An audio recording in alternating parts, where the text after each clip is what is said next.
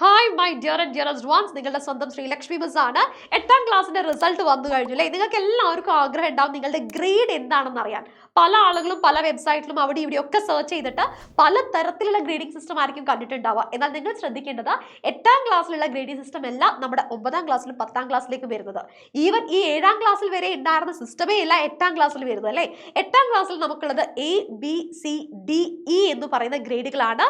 നമ്മൾ ആദ്യം ചെയ്യേണ്ടത്, ഈ എക്സാം കഴിഞ്ഞ സമയത്ത് തന്നെ നിങ്ങൾ മിക്ക ആളുകളും എന്ത് ചെയ്തിട്ടുണ്ടാവും, ഓരോരോ സബ്ജക്റ്റിലും ഏകദേശം നിങ്ങൾക്ക് എത്ര മാർക്ക് കിട്ടിയിട്ടുണ്ടാവും നിങ്ങൾ നോക്കി വെച്ചിട്ടുണ്ടാവും. ആ മാർക്ക് നിങ്ങൾ ഏകദേശം നോക്കി വെക്കുക. ആ മാർക്കിനെ നിങ്ങൾ എന്തായിട്ട് കൺവേർട്ട് ചെയ്യുക? പെർസെൻറ്റേജ് ആയിട്ട് കൺവേർട്ട് ചെയ്യാം. പെർസെൻറ്റേജ് ആയിട്ട് കൺവേർട്ട് ചെയ്ത് കഴിഞ്ഞാൽ it will be very easy.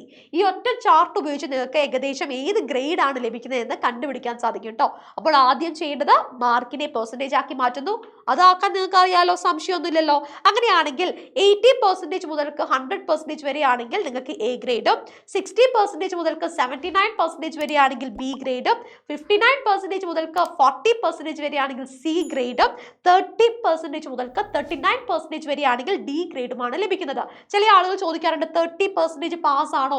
കാരണം മിനിമം മാർക്ക് എന്ന് പറയുന്നത് 30% അല്ലേ? യെസ്, നിങ്ങൾക്കറിയാം ഇത്തവണ നിങ്ങൾക്ക് എന്ത് കൊണ്ടുവന്നിട്ടുണ്ട്?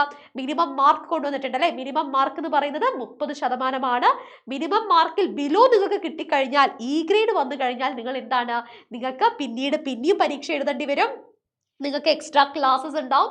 ഈ പരീക്ഷ എഴുതിയതിൻ്റെ റിസൾട്ട് ഒക്കെ വരുന്നുണ്ട്. ഈ റിസൾട്ടിന്റെ അടിസ്ഥാനത്തിലാണ് നിങ്ങൾക്ക് ഇനിയും ക്ലാസ് വേണോ, ഇനിയും എക്സാം കണ്ടക്ട് ചെയ്യണോ എന്നുള്ളതൊക്കെ തീരുമാനിക്കുന്നത്. ഇതിനെക്കുറിച്ചുള്ള ഡീറ്റെയിൽ വീഡിയോ നമ്മുടെ ഈ ചാനലിനകത്ത് അവൈലബിൾ ആണ്. ഓക്കെ, ആ ഒരു വീഡിയോ കണ്ടു കഴിഞ്ഞാൽ എന്നാണ് ക്ലാസ് എന്നും, ഇപ്പം മിനിമം മാർക്ക് ഏതെങ്കിലും 1-2 സബ്ജക്റ്റിന് മിനിമം മാർക്കിൽ കുറവാണ് മാർക്ക് കിട്ടിയതെങ്കിൽ എന്തൊക്കെയാണ് ക്ലാസ് വരുന്നത്, ഏതൊക്കെ ഡേറ്റുകളാണ് ക്ലാസ്, എന്നാണ് പരീക്ഷ വരുന്നത്, എന്നാണ് റിസൾട്ട് ഡേറ്റ്, റീടെസ്റ്റിന്റെ റിസൾട്ട് എന്നാണ് വരുന്നത് എന്നുള്ളതൊക്കെ ഡീറ്റെയിൽ ആയിട്ട് തന്നെ ചെയ്തിട്ടുണ്ട്. അത് തീർച്ചയായിട്ടും കണ്ടു നോക്കുക. മാത്രമല്ല, ഈ ഒരു കോണ്ടന്റ് വീഡിയോ നിങ്ങൾക്ക് യൂസ്ഫുൾ ആയിട്ട് തോന്നുകയാണെങ്കിൽ തീർച്ചയായിട്ടും നിങ്ങളുടെ ഫ്രണ്ട്സിലേക്ക് ഷെയർ ചെയ്യാം. കാരണം ഒരുപാട് പേര് ആഗ്രഹിക്കുന്ന ഒരു കാര്യമാണല്ലേ, അവരുടെ സ്വന്തമായിട്ട് മാർക്കൊക്കെ കണ്ടുപിടിച്ച് അതിന്റെ ഗ്രേഡ് എത്രയാണെന്ന് കണ്ടുപിടിക്കാനും ഒരു സെൽഫ് കോൺഫിഡൻസിന്റെ ഒരു ഭാഗം കൂടിയാണത്. അപ്പോൾ നിങ്ങൾ എന്ത് ചെയ്യുക, മാക്സിമം ഫ്രണ്ട്സിലേക്ക് ഷെയർ ചെയ്തിട്ട് അവർക്കൊക്കെ എന്ത് ചെയ്യുക, ഈ വീഡിയോ എത്തിക്കുക, ലൈക്ക് ചെയ്യാൻ മറക്കരുത്. പിന്നെ ഒരു കാര്യം പറയാനുള്ളത്, ഈ ഒരു മിനിമം മാർക്ക് എന്ന് പറയുന്നത് നെക്സ്റ്റ് ഇയറിലെ മെജോറിറ്റി ക്ലാസ്സുകളിലേക്കും അവർ എന്ത് ചെയ്യാൻ പോകുന്നുണ്ട്, അപ്ലൈ ചെയ്യാൻ പോകുന്നുണ്ട്. അതുകൊണ്ട് തന്നെ നിങ്ങൾ 8ാം ക്ലാസ്സിൽ പഠിക്കേണ്ടതായിട്ടുള്ള പല കാര്യങ്ങളും ഉണ്ട്. അതെല്ലാം മനസ്സിലാക്കി വെച്ചിട്ട് വേണം നിങ്ങൾ എന്ത് ചെയ്യാൻ, 9th സ്റ്റാൻഡേർഡിലേക്ക് പോകാൻ. അടുത്ത വർഷം നിങ്ങൾക്ക് നന്നായിട്ട് തന്നെ പഠിക്കാൻ സാധിക്കട്ടെ, നന്നായിട്ട് മുന്നേറാൻ സാധിക്കട്ടെ. ഇതെല്ലാം ചെയ്യുന്നത് എന്തിനാണ്? ഈ മിനിമം മാർക്ക് സിസ്റ്റം കൊണ്ടുവന്നത് തന്നെ ഈ പഠന നിലവാരം കൂട്ടാൻ വേണ്ടിയിട്ടാണ് കേട്ടോ. അല്ലാണ്ട് നിങ്ങളെ ബുദ്ധിമുട്ടിക്കാൻ വേണ്ടിയിട്ടൊന്നുമല്ല. നമ്മുടെ ഗവൺമെന്റ് മുന്നോട്ട് കൊണ്ടുവച്ചിരിക്കുന്ന ഈ ഒരു പദ്ധതി എന്ന് പറയുന്നത് നിങ്ങൾക്ക് യൂസ്ഫുൾ ആയിട്ടുള്ള ഒരു പദ്ധതി തന്നെയാണ്.